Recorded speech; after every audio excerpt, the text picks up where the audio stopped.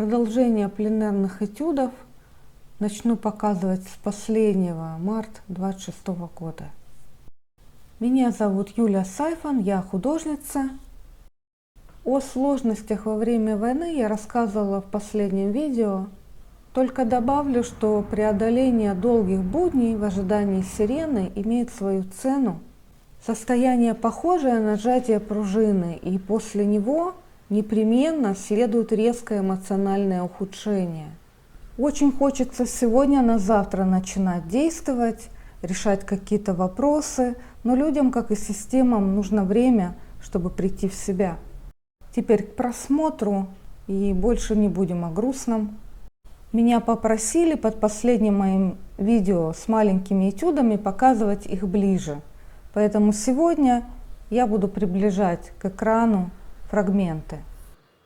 Писала во второй половине дня, нашла место между деревьями. Интересно было по композиции показать горизонтальные ветви справа и закомпоновать их с ветвями слева, как будто это направляющие в центр композиции к яркому зеленому полю. Трамвай. Писала под вечерним освещением. Нашла себе лавочку под фонарями на конечной станции. Трамваи стояли по нескольку минут, можно было успеть их написать. Этот холодный свет из окон трамвая и в контраст к нему теплое вокруг. С окна написала машину под деревьями. Мой вид из окна, его я пишу часто, на разные состояния. Писала в конце 25-го года, редко удается писать пейзаж со стафажем. Прямо напротив на лавочке сидела женщина с мальчиком, как позировали. На это место приходят бездомные коты, всегда сытые. Я им приносила сухой корм, нюхают и уходят. С того же места, чуть в сторону, пальмы-красавицы. У меня подход к пленэрной задаче зависит от того, что мне надо писать, а что мне не надо. Как видите, здесь меня интересовали только две пальмы и облака, кусок дерева и низ. Бывает, что я не знаю, как закончить пленэрный этюд, оставляю все как было. Место, к которому я часто возвращаюсь, показываю ближе.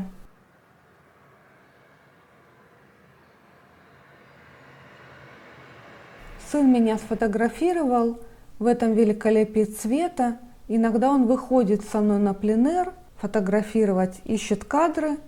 Чем вам не красная шапочка? Написала снова дома. Мне нравится переписывать пленэрные этюды, потому что можно заново пережить это счастье и переосмыслить композицию, погрузиться в цвет. Дерево сухое, люблю его цвет и форму. Его как высушили феном и завернули в высокую прическу. Это тоже с пленэра, не лучший мой этюд, но в нем есть настроение. Тут главное делать, а не останавливаться. Мой давний прием начать с оранжевого, и везде, где он остался в листе, не мешает зеленым. Не ищу места для пленэра, оно скорее само меня находит. Моя задача связать сюжет в ритм горизонталей и вертикалей. Пожалуйста, поддержите мой канал. Лайк, комментарий, подписка. Спасибо. Тропинка. Не первый раз подхожу к этой задаче. Писать цвет земли такой бежевый, с окружением. И тут важно сразу разобраться, что будет по тону светлее. Это земля или же окружение. И уже на этом все выстраивать. Зелень разного цвета путает, а цветы всегда украшают. Покажу вам пару этюдов с одного места. Вот оно общее ощущение деревья в глубине и поля на переднем плане с цветами. А это я пишу те же деревья, концентрируясь на ветвях и разности форм высохшей травы и цветов. Будет интересно рассмотреть их рядом. Вот этот центр. Всегда есть выбор, от чего отказаться. Здесь я отказалась от прорисовки поля, обозначив главную информацию – травинки и цветы. Последний анимон в этом сезоне был тоже там на месте. Сложно писать цветок в его среде, потому что, сидя в тени дерева, солнечные зайчики скачут вокруг. Натура все время в движении от игры солнца и от ветра. Деревце в поле, есть пространство за полем, есть цветы с желтыми пятнами в контраст по размеру с основным персонажем деревом. Оранжевое пятно слева понадобилось, чтобы разнообразить колючий силуэт ветвей, чтобы по силуэту с этим деревцем соприкасались неодинаковые по цвету пятна справа и слева.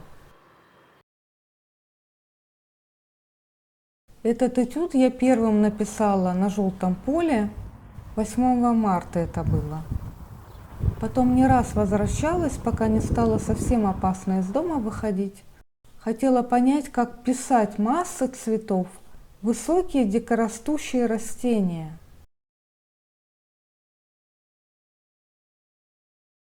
Пробовала мягче к краю листа и жестче к композиционному центру.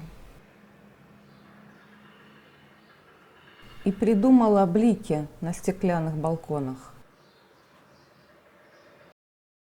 Интересно, как на этом поле через 2 недели стали отцветать желтые цветы и превращаться в шарики, корзиночки, полные семян. И они тоже приобрели свой цвет, особенный, как охра, в отличие от свежих желтых. Это также большое удовольствие пленэра – возвращаться с этюдником на свои места и обнаружить, как много поменялось. Радуясь тому, что есть горизонт, можно ощутить пространство, не в каждой точке города можно видеть даль. Деревца, считаю это удачным, люблю этот этюд по цвету. И напоследок, в пасмурный день с балкона. Спасибо, что разделили это время со мной. Прощаюсь с вами на ближайшую неделю.